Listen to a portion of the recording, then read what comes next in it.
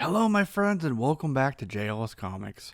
Today we have some exciting news about the future of the MCU, a breakout character, the multiverse, and a partnership between Sony Marvel Studios and Marvel TV Studios. Before we jump into the news, let me thank you for watching JLS Comics, whether you're back for more or it's your first time here. Don't forget to subscribe and turn on your notifications so you can be one of the first to see all the videos I upload each week. Okay, on to the video. Back in 2014, Andrew Garfield's ill-fated Amazing Spider-Man 2 gave us the Snap Heard Round the World, an artistic recreation of the iconic comic book issues surrounding the death of Gwen Stacy. This time, played by Emma Stone, the lukewarm reviews and critical decline from ASM1 to the sequel just didn't give Sony enough drive to go forward with their planned sequel and the multitude of spin-offs. Then, Sony boss Kaz Hirai was scheduled to announce The Amazing Spider-Man 3, due for release back in July of 2017, in a speech in front of 750 guests while at the 2014 World Cup Gala in Brazil. Allegedly, Garfield was jet-lagged and sick and actually no-showed this event. And this was the catalyst that led to his firing and eventual replacement with Tom Holland. At that point, we've had 3 Spider-Men: Tobey Maguire, Andrew Garfield, and Tom Holland. Despite all of this, Sony's desire to parlay their production rights and the licensing deal on the roughly 900-strong Spider-Man properties and characters into a shared universe franchise remained, and still remains to this day.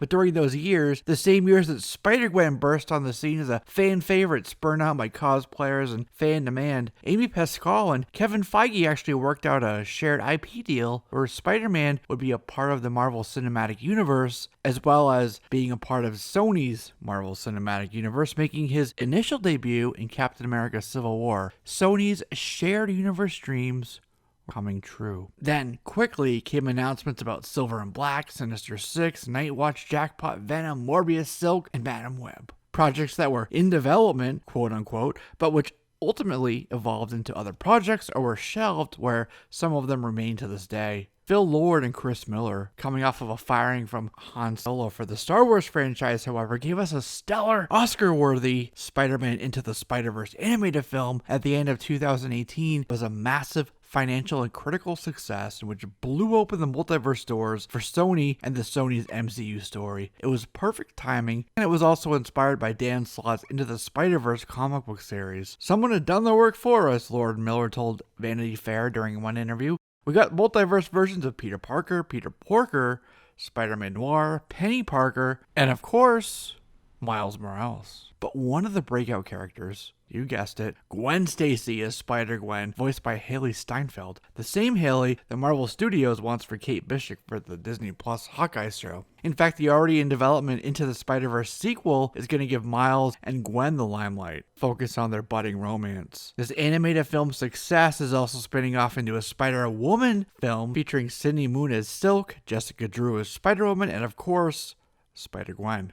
See, Sony has really big plans for Gwen and for Spider-Gwen. Laura Miller have a massive contract now with Sony. The animated is doing immensely well, so their idea is to go live action with it. So here we are with the desire for a multiversal shared universe, a massive success in Tom Holland in the animated feature film realm as well, the stellar success that Tom Hardy's Venom had, a film that proves Sony can put out MCU adjacent films without Spidey, as well as a breakout character that Sony's long wanted to give the limelight, and that is of course Spider-Gwen. Tangled web of Sony's MCU is continuing both with Marvel and without. We see that with Adrian Toomes in the Morbius trailer. And what's interesting about the Morbius trailer is there is a clip, a really brief clip, with a wanted poster with Spider-Man on it, saying murderer. So the interesting thing here is that the Spider-Man costume from the PS4 Insomniac game is of the Tobey Maguire costume.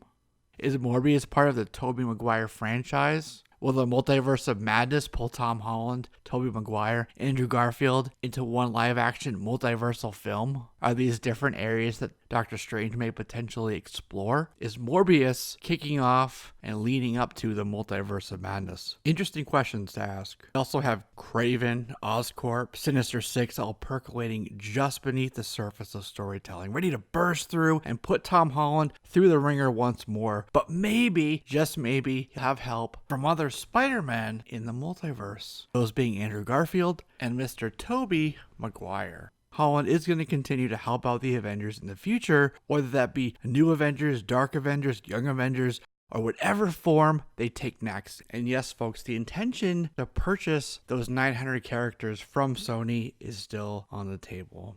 This is not unique to Sony either. Feige and Marvel Studios have a strong desire to introduce the multiverse to their stories. What began with some brief references, the multiple timelines as explained by the Ancient One, and continuing into the deception by Mysterio in Spider-Man Far From Home, which is going to all lead to the multiverse being opened up. The latest rumor is that this will be via the Utopian Parallels America Chavez in Doctor Strange and the Multiverse of Madness. So let's back up for a second. Mysterio was lying, but why were people so ready to believe him? Because the multiverse is true. And so this all brings us to a quote from scooper Mikey Sutton.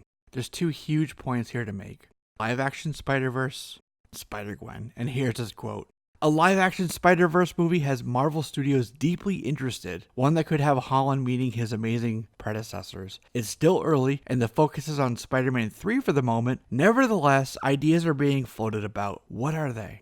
Marvel Studios has avoided using Gwen Stacy because of the commercial and critical disappointment that was The Amazing Spider-Man 2, not to mention Spider-Man 3 before it. We explained all that already. But Disney has a mad crush on the character.